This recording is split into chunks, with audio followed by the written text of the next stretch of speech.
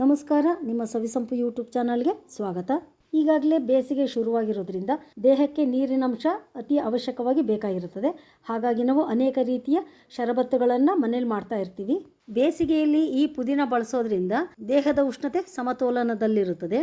ಹಾಗೆ ಜೀರ್ಣಕ್ರಿಯೆ ಕೂಡ ಸುಧಾರಿಸುತ್ತದೆ. ಕುದಿಯುವ ನೀರಿಗೆ ಪುದೀನ ಎಲೆಗಳನ್ನ ಹಾಕಿ ಸ್ಟೀಮ್ ತಗೊಂಡ್ರೆ ಸರಳ ಉಸಿರಾಟದ ಜೊತೆಗೆ ತಲೆನೋವು, ಮೈಕೈ ನೋವು ಹೋಗುತ್ತೆ.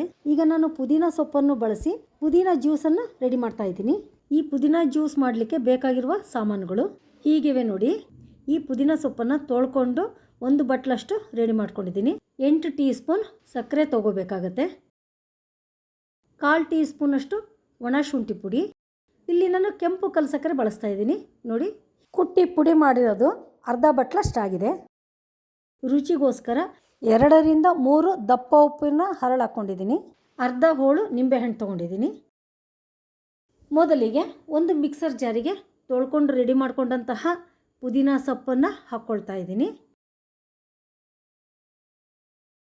ಇದಕ್ಕೆ ಪುಡಿ ಮಾಡ್ಕೊಂಡಂತಹ ಕೆಂಪು ಕಲ್ಲು ಸಕ್ಕರೆ ಹಾಕ್ಕೊಂಡು ಒಣ ಶುಂಠಿ ಪುಡಿ ಹಾಗೆ ದಪ್ಪ ಉಪ್ಪನ್ನು ಕೂಡ ಸೇರಿಸ್ಕೊಳ್ತಾ ಇದ್ದೀನಿ.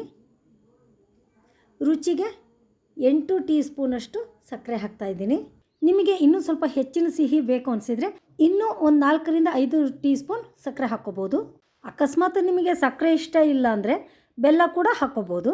ನಂತರ ಅರ್ಧ ಹೋಳು ನಿಂಬೆಹಣ್ಣಿನ ರಸವನ್ನು ಸೇರಿಸ್ಕೊಳ್ತಾ ಇದ್ದೀನಿ. ಅದಕ್ಕೆ ಕುಡಿಯುವ ನೀರಿನ ಲೋಟದಲ್ಲಿ 1 ಲೋಟದಷ್ಟು ನೀರು ಹಾಕಿ ಎಷ್ಟು ಸಾಧ್ಯನೋ ಅಷ್ಟು ಸಣ್ಣಗೆ ಮಿಕ್ಸರ್ ಮಾಡ್ಕೊಂಡಿದ್ದೀನಿ. ಈ ಮಿಕ್ಸರ್ ಮಾಡ್ಕೊಂಡಿದ್ದು ದಪ್ಪ ಇತ್ತು ಅಂದರೆ ಸರಿಯಾಗಿ ಸೋಸ್ಕೊಳ್ಳೋಕ್ಕಾಗೋದಿಲ್ಲ. ಅದಕ್ಕೋಸ್ಕರ ಇನ್ನೊಂದು ಸ್ವಲ್ಪ ಸಣ್ಣಗಾಗಬೇಕು. ಹಾಗಾಗಿ ಕುಡಿಯುವ ನೀರಿನ ಲೋಟದಲ್ಲಿ 2 ರಿಂದ 3 ಲೋಟದಷ್ಟು ನೀರು ಹಾಕಿ ಪುನಃ ಮಿಕ್ಸರ್ ಮಾಡಿ ನೋಡಿ. ಇಷ್ಟು ಸಣ್ಣಗಾಗಿದೆ. ಆಹಾ, ಈಗ ಇದನ್ನು ಸೋಸ್ಕೋಬೇಕಾಗುತ್ತೆ.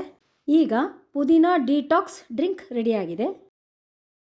ಹೀಗೆ ಹೆಲ್ದಿ ಡ್ರಿಂಕ್ ರೆಡಿ ಮಾಡಿಕೊಂಡು ಫ್ರಿಜ್ಜಲ್ಲಿ ಇಟ್ಕೊಂಡು 1 ವಾರ ತನಕ ಬಳಸ್ಬೋದು. ನನ್ನ ಪ್ರೀತಿಯ ವೀಕ್ಷಕರೇ, ಈ ರೆಸಿಪಿಯನ್ನು ನೀವು ಒಮ್ಮೆ ಟ್ರೈ ಮಾಡಿ, ಕಮೆಂಟ್ ಮಾಡಿ, ದಯವಿಟ್ಟು ನನಗೆ ಸಪೋರ್ಟ್ ಮಾಡಿ, ಆದಷ್ಟು ಶೇರ್ ಮಾಡಿ, ಸಬ್ಸ್ಕ್ರೈಬ್ ಮಾಡಿ. Thank you.